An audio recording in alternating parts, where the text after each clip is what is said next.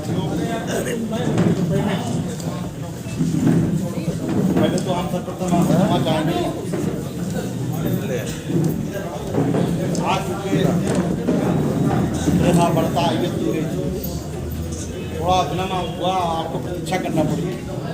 इसका कारण यह है कि बहुत दूर दराज से हमारे प्रत्याशीगण आ रहे थे, आ रहे हैं, और ये शहर तो जाम का शहर हो गया है, क्योंकि नामांकन प्रक्रिया को लेकर ही, नामांकन प्रक्रिया की वजह से ही ये पूरे शहर में जाम।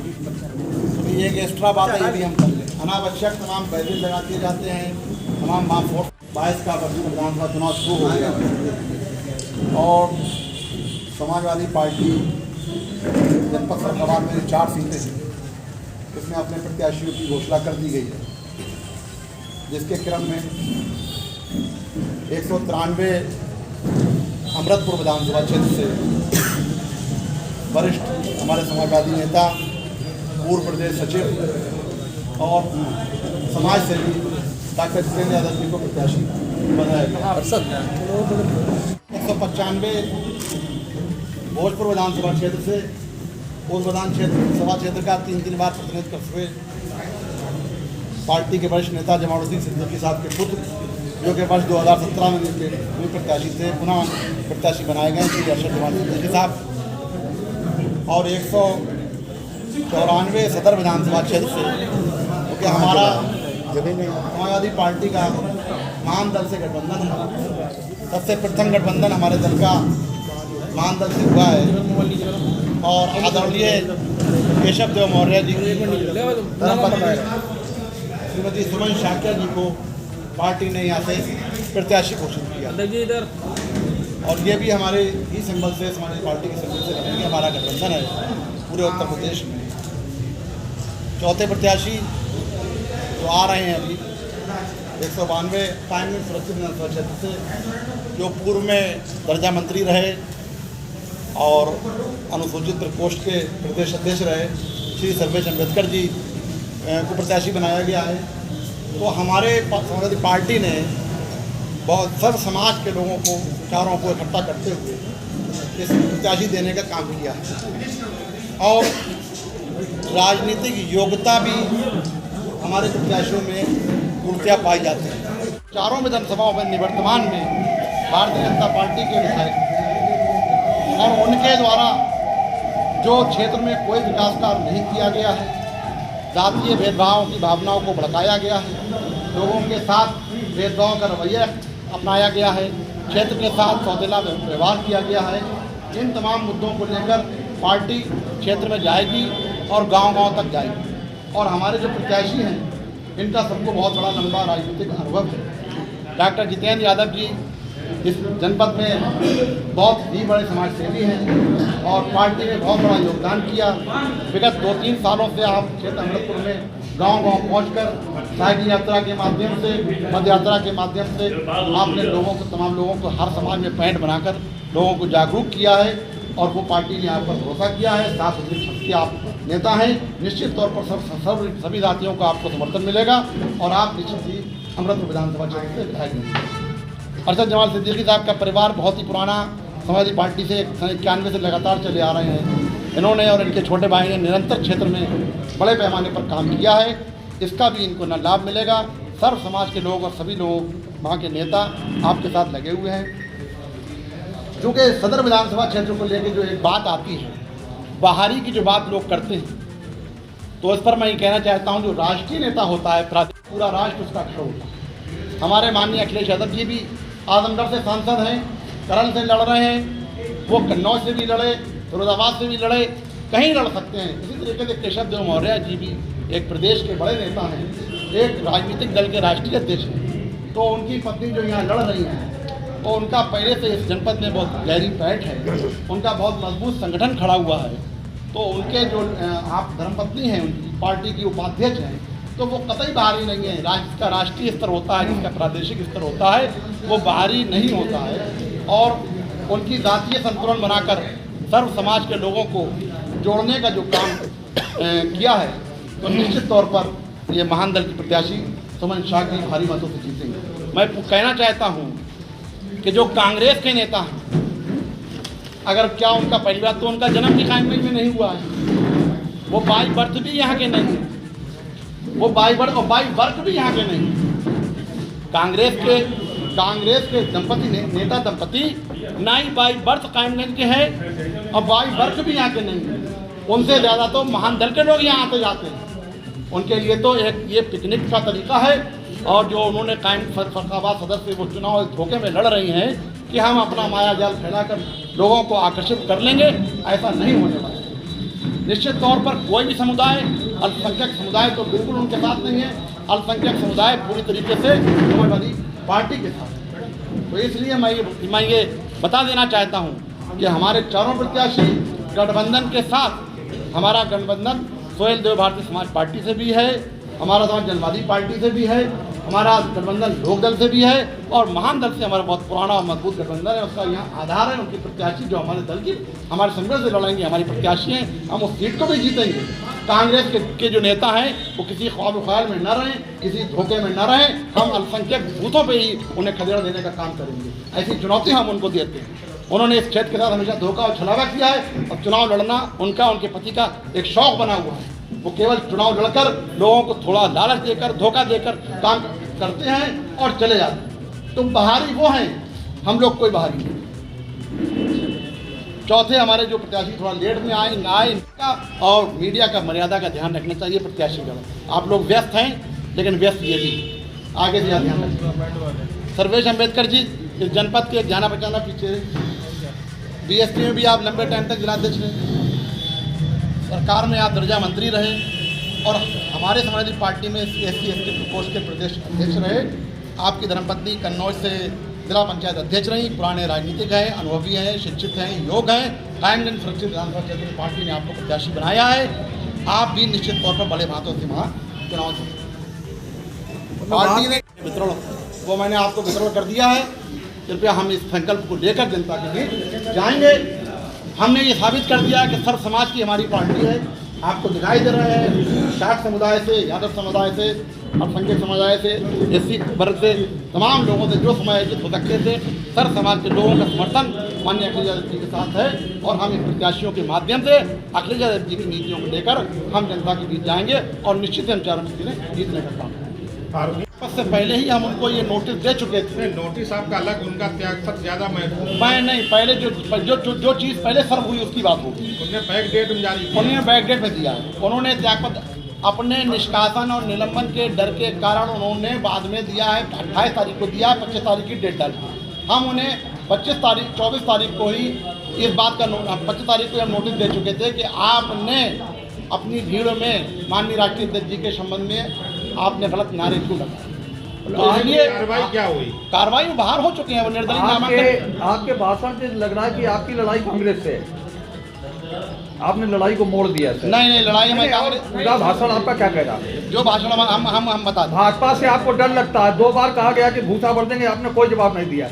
आप भूसा तो हम भरने जा रहे हैं। कांग्रेस से टक्कर है आपकी, ये आपका भाषण बता। मैं बाहरी और अंदरूनी की बात को उत्तर दे रहा था कि सुमन शाह जी को लेकर जो बाहरी की बात कर रहे हैं वो स्वयं बाहरी हैं। वो बाई बर्थ भी कांग्रेसी नेता ही। कांग्रेस से हम भूसा भी, हम उनके भूसे का जवाब देने जा रहे हैं अपने तरीके से। वो भूसे वो देसी बात करेंगे, हम डेमोक्रेटिक बात करेंगे कि हम डेमोक्रेटिक तरीके से लड़ेंगे। हमारे प्रत्याशियों की शानदार छवि है, हम इसके माध्यम से चुनाव लड़ेंगे और जनता उनके भूसा भरेगी। हम किसी की भूसा भरना और लाठी चलाने पे की बातों पर विश्वास लड़ाई आपकी कांग्रेस से। आप हमारी लड़ाई हर दल से नहीं। अभी आप अल्पसंख्यक मुद्दा पूरा आपने कांग्रेस पे भाषण दिया, लुइस के जो पूरा कांग्रेस पे भाषण दिया। कांग्रेस से लड़ाई आपकी। कांग्रेस से भी लड़ाई, भारतीय जनता पार्टी से लड़ाई है, कांग्रेस से भी लड़ाई, BSP से भी लड़ाई। मैं लड़ाई आपके भाई जो सत्ता में है उससे मैं लड़ाई। आपने सबसे अधिक समय कांग्रेस के, कोई बात नहीं, समय हमने दिया। हाँ, उसका कारण है ना, उनके द्वारा ये प्रचारित किया जा रहा है बाहर है। तो हम ये साबित करना चाहते हैं कि वो दंपत्ति बाहरी है। एक कर्नाटक के हैं, एक दिल्ली के हैं। उन्हें आप लाइन में मानते हैं ना कि वो आपको मुकाबला दे रहे हैं। हम उनकी कैरेक्टर को चरित्रार्थ करना चाहते हैं जनता के सामने कि वो पिछले 89 से चुनाव लड़ने का एक उपयोग करते चले आ रहे हैं। 9 चुनाव लोकसभा के लड़े, 14 चुनाव विधानसभा के लड़ने जा रहे हैं। हम बताना चाहते हैं कि चुनाव लड़के वो छलावा और धोखा और लालच के माध्यम से चुनाव लड़ना चाहते हैं। जनता में उनकी कोई पैंट पकड़ स्वीकारता नहीं है। हम ये कहना चाहते हैं उनकी चर्चा भी आएगी। अगर बीजेपी की चर्चा आएगी तो उनकी भी चर्चा आएगी। अगर वो एक बड़े नेता अपने आप को समझ रहे हैं तो हम ये बताना चाहते हैं कि यहाँ की जनता उनको स्वीकार नहीं करती तो है। आपकी अपना दल से खेलेंगे, अपना दल का नाम आपने अपना दल भाजपा के गठबंधन में है। पूरा प्रकाश आपने कांग्रेस पे डाला। अपना दल क्या है? ऐसे दल तो पता नहीं कहाँ है। अपना दल का कोई अस्तित्व भी नहीं है यहाँ पर। बीजेपी में टकराव था, कोई कैंडिडेट नहीं मिल रहा था, अपना दल के खाते में डाल दी एक आयातित प्रत्याशी बुला के। वो ऐसा प्रत्याशी जो कहीं भी जब ना घूमते फिरते रहते हैं तो ना अपना दल चले गए। किस तरीके से गए होंगे? हाँ, तब इसलिए अच्छी थी कि तब उन्होंने राजनीति की शुरुआत करी थी और पहला दल उनका समाजवादी पार्टी था। रोज रोज निष्ठा और दल बदलने वाले लोग अच्छे नहीं होते राजनीति में। मौर्य हमारे नेता को स्वीकार करेंगे, हमारे नेता में विश्वास निष्ठा व्यक्त करेंगे और काम अच्छा करेंगे तो जाहिर है अच्छे हैं। आपने कहा ना कि रोज रोज दल बदलने वाले नेता अच्छे नहीं होते। हम जो सुरभि गंगवार की बात कर रहे हैं, उन्होंने कोई 4 साल 4.5 साल काम नहीं किया। नहीं आप ही एक बात पे आ जाओ। हाँ। दल बदलने और निष्ठा बदलने वाले नेता अच्छे नहीं लगते। आप तो स्वामी प्रसाद को जवाब दीजिए ना। मैं स्वामी प्रसाद जी का भी जवाब यही है कि हमारे नेता में उन्होंने निष्ठा व्यक्त करी, वो बड़े नेता हैं, अब हमारे दल में काम करेंगे तो जाहिर है कि हम उन्हें उनका सामने आ जाएगा हमारे पास। और आपका दल छोड़ देंगे तो आप क्या कहेंगे उनको? 3 दिन में 3 अध्यक्ष आपके छोड़ गए, 3 पूर्व अध्यक्ष। 3 दिन में 3 पूर्व अध्यक्ष छोड़ गए तो क्या आपके कौन कौन छोड़ गए? नाम बताइए। 3 पूर्व अध्यक्ष छोड़ गए। कौन? नहीं, नाम बताए ना। विश्वास गुप्ता हमारे दल में नहीं। नाम हम बताएं। आप विश्वास गुप्ता हमारे दल में नहीं। कौन विश्वास Gupta? I do not know. आपके अध्यक्ष राठौड़ साहब लंबे टाइम से निष्क्रिय थे। किस दल में थे पता ही नहीं था। अरे अध्यक्ष जी, आपके जितने भी पुराने जिलाध्यक्ष रहे, बहुत पुराने दिग्गज लोग, पूर्व सांसद वो कहाँ है आजकल? ये सब कहाँ है पुराने दिग्गज? हाँ, नहीं दिख नहीं रहे पूरे चुनाव। दिखना क्या, सड़कों पे दिखेंगे, जहाँ जहाँ उपयोगिता है वहाँ दिखेंगे। आपके हाँ, वो अभी वो सब साथ में हैं, सब चारों को आशीर्वाद दे चुके हैं। चारों को आशीर्वाद दे चुके हैं, बताएंगे अपने अपने वक्तव्य में लोग बताएंगे। चारों को आशीर्वाद दे चुके हैं, सब पार्टी मजबूत है, साथ है, समय आने पर सब लोग। आशीर्वाद क्या मठ बना लिया हुआ आदमी साइड दे रहे तुम्हारा जो अखबार है या जो तुम्हारे चीफ कहाँ बैठे? तुम्हारे चीफ कहाँ बैठे? कोई आदमी सड़क नहीं, तुम्हारे चीफ कहाँ बैठे हैं? तुम्हारे जो मीडिया के सेल के चीफ कहाँ बैठे हैं? अब क्या मतलब है? मतलब होता है ये आप कमेंट करते हो आप? क्या मतलब है भैया? ये इसका काम सड़क पे है। कहाँ रहेंगे? बिल्कुल रहेंगे। आवाज नहीं, फर्रुखाबाद के लोग ही पूछ रहे हैं। का चुनाव लड़ रहा है। अब बताइए जी आप चुनाव लड़ने जा रही हैं। सर, फर्रुखाबाद में जो समस्याएं पूरे उत्तर प्रदेश में है, वही समस्या पूरे फर्रुखाबाद में है। अच्छा, फर्रुखाबाद आप कितना करीब से जानती, कितने ब्लॉक हैं फर्रुखाबाद में? अब फर्रुखाबाद में हाँ। तो अभी ये नहीं, मैं नहीं जानती अभी हाँ। कितने ब्लॉक है, लेकिन जब मैं फर्रुखाबाद, क्योंकि मैं महान दल के राष्ट्रीय अध्यक्ष केशव देव मौर्य की पत्नी हूँ। हाँ। मैं फर्रुखाबाद में अपने साहब के समाज में एक गांव में मैं गई हूँ। नहीं, और लोगों का वोट नहीं चाहिए आपको? और लोगों का वोट नहीं चाहिए आपको? बात सुनिए, आप लोग इतना भैया तुम हटो हटो, वहाँ से हटो।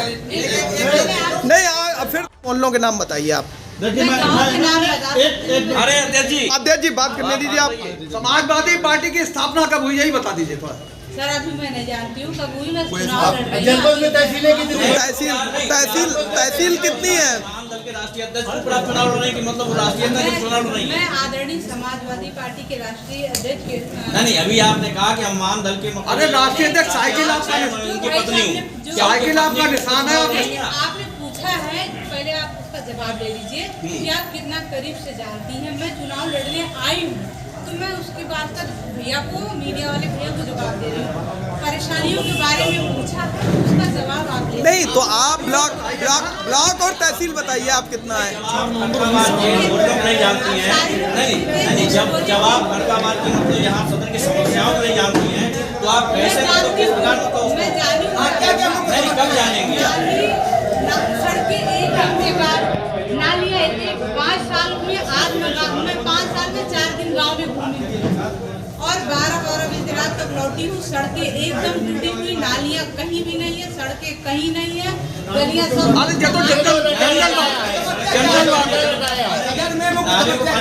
चल रहा है नहीं अभी तक ये जंगल बात है। हड़का मार तो इतने वर्ष फंसे हुए हो गए कि ऐसे नालियाँ सड़कें ये बताइए अरे अध्यक्ष जी एक मिनट अध्यक्ष जी एक बहुत विशेष काम होता था महिलाओं के बीच में। जब मैं आती थी आज से 12 साल पहले, यहाँ की महिलाएं एक विशेष काम करती थी, जरदोजी का काम, जो घर घर होता था। हमारी बहन बेटियां भी करती थी। वो बिजनेस देश विदेश में जाता था और बहुत हमारे फरुखाबाद का नाम होता था। जो ये तो किताबों में लिखा है, उसमें पढ़े आई आप। ये सब चीजें किताबें में लिखी हुई पढ़े आई। ये यहाँ मैन जो समस्या है ना, जो मैन समस्या यहाँ की बहन बेटियां। अच्छा एक बहुत बड़ा एक बहुत बड़ा वो बताइए आप। नहीं आप बताइए ना, आप चुनाव लड़ रही हैं। गंगा एक्सप्रेस वे कहाँ से निकल रहा था? सुनिए, अखिलेश यादव की माँ का क्या नाम है? अरे सुनिए, अरे ये क्या बात है? सुनिए, क्या हम जाए जाए क्या हम लोग जाए क्या? अरे जाए मानो जाए, बताओ जाए। आपने बुलाया यानी जातियों ने बात नहीं क्या पहले भी मत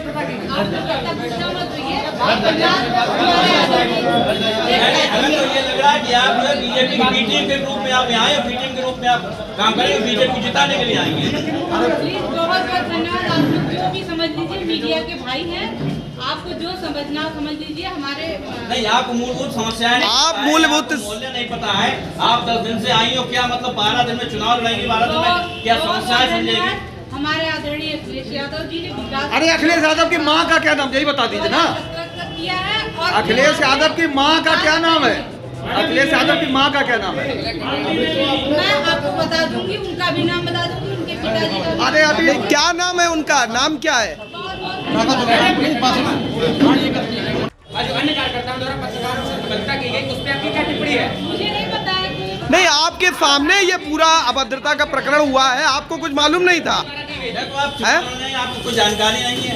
नहीं आप तो मनोरंजन करने आए क्या आप यहाँ? आपकी क्या टिप्पणी है उस पर? नहीं पता। चलो मैं उनकी तरफ से अरे रुक जाइए। देखिए हमारा जो चुनाव का मुद्दा है, जब हम क्षेत्र में लगातार हम युवा हैं, सबसे पहले तो हमारा जो क्षेत्र है वो बाढ़ से प्रभावित है। वहाँ पे उजड़ना और बसना वहाँ की नीयत बन चुकी है। वहाँ का आदमी का कोई जो रोजगार है वो कब खत्म हो जाए, कब अचानक बाढ़ आ जाए, कुछ नहीं कर सकते। और दूसरे सबसे बड़ी मुद्दा है, पिछले 5 साल से जो गाय और सांड का सबसे बड़ा मुद्दा है प्रत्येक गांव में। एक तो बाढ़ बहा ले जाती है, दूसरे गाय और सांड खा जाते हैं। एक गांव में 20-20, 50-50 गाय और सांड झुंड बना के बैठे हैं, लोगों को मार भी रहे हैं। सर योगी सरकार ने अभी तक सांडों के लिए बहुत गौशाला बनाए, क्या वहाँ भर्ती नहीं किया गया? ये गौशाला में 30 रुपए प्रतिदिन देते हैं एक गाय का, और इसमें भूसे का क्या हिसाब है? 30 रुपए में एक गाय या बैल को आप भरपूर नहीं खिला सकते हैं। वो गौशाला नहीं, वो गाय और सांड के लिए मरणशाला बन गई, उनकी मृत्युशाला है। वो वहाँ जाकर वो मर रहे हैं, और जब उनको वहाँ के 3 लोगों को वो सौंपा गया, वो नहीं देख पा रहे तो वो खोल दे रहे हैं उनको, क्योंकि भूख से तड़पता हर आदमी जो है नहीं इतना वो होता कि भूख से तड़पता हुआ जानवर को देख ले। वहाँ के इंचार्ज उसको रात को खोल दे रहे हैं, और वो जनता की जो फसल है लोगों की उसको खा के जा रहे हैं वो लोग। ये बहुत बड़ी समस्या है। डॉक्टर साहब सबसे बड़ा मुद्दा ये है कि आप अपनों से कैसे निपटेंगे? जो पार्टी आपके लोग जो छोड़ के गए और आप ही के खिलाफ ताल ठोक रहे हैं, छोड़ के गए वो अपना नहीं है, और जो अपने हैं वो साथ में है। जब छोड़ के चले गए तो अपने वो तो जाते ही नहीं। तो उनसे निपटेंगे आप कैसे? नहीं, निपटने की कोई बात ही नहीं, वो अपना जिसकी इच्छा तो सीधी चुनौती आपको पेश कर रहे हैं। बहुत बड़ी पार्टी है, बहुत बड़ी पार्टी है। आना जाना चुनाव के समय होता है भैया। एक अरे भैया, हाँ जी बहुत बड़ी पार्टी है, और चुनाव के समय आप लोग जान रहे हैं, आप लोगों से बेहतर सभी सम्मानित पत्रकार लोग हैं। चुनाव के समय आना और जाना ये शुरू हो जाता है, और चुनाव के पहले शुरू होता है भगदड़ मस्ती है। उस प्रक्रिया का वो हिस्सा है हमारी चुनावी रणनीति का, वो उसमें हमको कहीं किसी प्रकार से कोई दिक्कत नहीं है। और उनके साथ कोई नहीं गया है, वो अपने अकेले गए हैं। कोई गया हो तो हमें बता दीजिए आप। डॉक्टर साहब ये सवाल है कि जो यहाँ पर जो बाढ़ की स्थिति रहती है, अभी से ज़्यादा बाढ़ की स्थिति रहती है, उस बाढ़ से निपटने के लिए आप क्या कदम उठाएंगे? कैसे बाढ़ से निपटने के लिए जो हम कदम उठाएंगे, सबसे पहले तो हमारी सरकार आएगी तो हम एक बंदा बनवाने के काम वहाँ पे करेंगे, ताकि वहाँ पे जो बाढ़ की समस्या हो जाए। उसके अलावा क्योंकि वो सरकार का काम है, उसमें जब हमारी सरकार बनेगी हम जाएंगे और कहेंगे हम सिर्फ अभी वादा कर सकते हैं, लेकिन जो मैं कर सकता हूँ उसका मैं दावा कर सकता हूँ। वादा और दावा में अंतर है। वादा जब हमारी सरकार बनेगी हम करेंगे, दावा हमारा ये है कि अगर बाढ़ आ गई तो बाढ़ को तो हम नहीं रोक सकते, लेकिन उस समय लोगों के खाने पीने और जान माल की जो सुविधा है वो हम देंगे।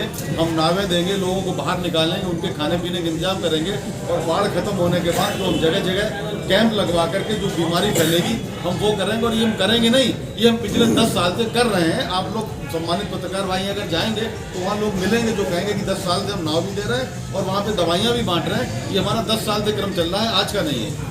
गंगा एक्सप्रेस का एक समय चल रहा है, डॉक्टर साहब पे आपने कोई प्रकार नहीं डाला। यदि आपकी सरकार बनी तो गंगा एक्सप्रेस फरीदाबाद से होके जाएगा, इसके लिए क्या प्रयास करेंगे? देखिए, अगर हमारी सरकार बनी और वो हमारी सरकार के, क्योंकि उसमें कुछ ना कुछ मुझे जो जानकारी है, शायद केंद्र का भी कुछ पैसा है कि नहीं, मुझे इस बात की पूरी जानकारी। अगर वो पूरा सरकार के हिस्से में आया तो फरुखाबाद होकर के जाएगा।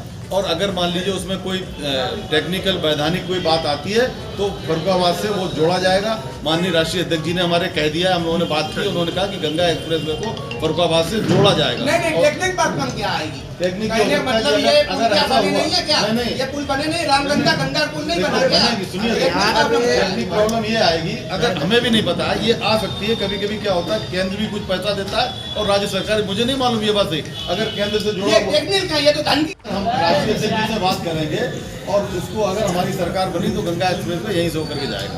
अरे डॉक्टर साहब, मुख्यमंत्री जी ने घोषणा की है लिंक पे देने की। चिकित्सा और शिक्षा के लिए आप क्या करेंगे? चिकित्सा और शिक्षा के लिए देखिए, 10 साल से ऑलरेडी हमारी एम्बुलेंस चल रही हैं, बसें चल रही हैं और वो कोई एक क्षेत्र में नहीं चल रही हैं, सारे जगह पे जा रही हैं। छिबरामऊ तक जा रही हैं, बेवर तक जा रही हैं, बसें जा रही हैं, मरीज जा रहे हैं, उनका रियायती दरों पे इलाज हो रहा है। और जब हमें जिम्मेदारी मिल जाएगी तो हम और रियायत देंगे, क्योंकि हम वहाँ की जिम्मेदारी मिल जाएगी। हमारा कोई व्यक्ति वहाँ ऐसा नहीं होगा कि वो बिना चिकित्सा की वजह से उसके पास पैसे नहीं है और उसका इलाज नहीं रह रहा, इसका हम दावा कर रहे हैं। जो मुख्यमंत्री जी ने घोषणा की है लिंक पे देने की, उससे फरुखाबाद के लोग संतुष्ट नहीं है क्या? कौन से मुख्यमंत्री ने कहा कि सरकार ने पर लिंक पे देंगे एक्सप्रेस वे, उससे फरुखाबाद के लोग संतुष्ट नहीं है? नहीं, ये तो अब सरकार अभी संतुष्ट होते तो फिर ये सब मांग क्यों होती है? आप लोग भी, सब लोग क्यों कह रहे होते हैं? उससे अभी लोग संतुष्ट नहीं है, इसीलिए तो ये सवाल उठ रहा है। अगर संतुष्ट होते तो सवाल खत्म हो जाता। क्वेश्चन मार्क है, मतलब संतुष्ट नहीं है। ये बीएसपी शासनकाल में ये जो फरुखाबाद से गंगा एक्सप्रेस में निकलने का मतलब प्रोजेक्ट तैयार किया गया था, लेकिन ऐसा क्या रहा कि बीएसपी में तो ये गंगा फरुखाबाद से निकल रही थी और बीजेपी सरकार में जो है गंगा जी को दूर कर दिया गया, उसको टेक्निकल प्रॉब्लम बता दिया गया। वो गन्ना एक्सप्रेस वे है और टेक्निकल प्रॉब्लम इसलिए नहीं है कि जब क्या नाम गंगा एक्सप्रेस वे पे तमाम पुल बन सकते हैं, चीज़ें बन सकती हैं, तो उसमें टेक्निकल होनी था। समुद्र में सीलिंग बना हुआ, समुद्र में बना दिया है। आप जाइए वहाँ पे वर्ली में, बॉम्बे में जाइए, समुद्र के बीच में उन्होंने बना दिया। जब समुद्र के बीच में बन सकता है, इतनी टेक्नोलॉजी हमारे पास है, लेकिन अब चूंकि इनकी टेक्नोलॉजी और हमारी टेक्नोलॉजी में अंतर है, हम आएंगे तो समुद्र के अंदर छोटी चीज। डॉक्टर साहब, डीपीआर फाइनल हो गया है, जगह का आवंटन हो गया, लोगों को पैसा मिल गया, फिर आप इसको इधर कैसे लेके आएंगे? इसको हम अपनी मांग रखें। देखिए, कुछ चीज़ें हमारे हाथ में नहीं है, हम इतने बड़े नेता नहीं हैं, इतना हमारा अधिकार नहीं। हम ये कहेंगे कि वो जो बन गया है, अगर आवंटन हो गया तो वो भी रहने दीजिए और हमारा इधर से भी बना दीजिए। उसकी डिजाइनिंग तो चेंज हो जाएगी, जो हमारा है वो सीधा भी निकल जाएगा। डॉक्टर साहब, चुनाव के पीरियड में विभिन्न पार्टियां विभिन्न प्रलोभन दे रही हैं, कोई स्कूटी दे रहा, कोई लैपटॉप दे रहा, कोई बिजली फ्री दे रहा है, लेकिन स्वास्थ्य, सुरक्षा और शिक्षा की बात और बेरोजगारी की नहीं कोई कर रहा है। जी, इस पर आप क्या? नहीं, देखिए, हम शिक्षा के लिए हमने बोला है कि अगर हमारी विधानसभा में हम जीते तो वहाँ का कोई भी व्यक्ति ऐसा नहीं होगा कि जो शिक्षित ना रहे। हमें जरूरत पड़ेगी तो हम अपना स्कूल खोलेंगे, हमें जरूरत पड़ेगी तो हम वहाँ पे एम्बुलेंस लगाएंगे। ये मेरी जिम्मेदारी होगी जीतने के बाद। क्या विजन है आपका? देखिए, हम लोग निरंतर क्षेत्र में जा रहे हैं काफ़ी दिनों से और जनता का पूर्ण समर्थन मिल रहा है, क्योंकि भारतीय जनता पार्टी ने ऐसा किन्हीं मुद्दों पर बात नहीं करी जो मुद्दे उठाना चाहिए था देश में, जिन मुद्दों को किसानों को फ़ायदा होता। बेरोजगार इतने हमारी विधानसभा में हैं, तमाम हमारे विधानसभा में पढ़े लिखे लोग हैं, लेकिन आज वो नौकरी से अपात्र हैं, उनको नौकरी नहीं मिली।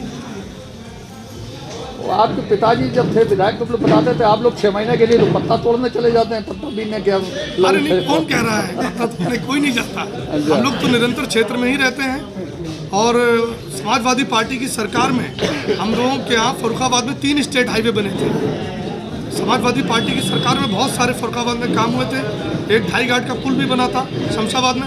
नहीं, आपका अभी विकास का क्या एजेंडा है? अभी की बात करिए, अभी विकास का क्या एजेंडा है? भोजपुर के बारे में क्या सोच है आपकी? कोई खाका आपने बनाया होगा दिमाग में? भोजपुर के बारे में एक तो गंगा नदी का पुल जो कमालगंज गंगा नदी है वो हमारा विज़न है, और एक हमारा विज़न है जहानगंज को ब्लॉक बनाना।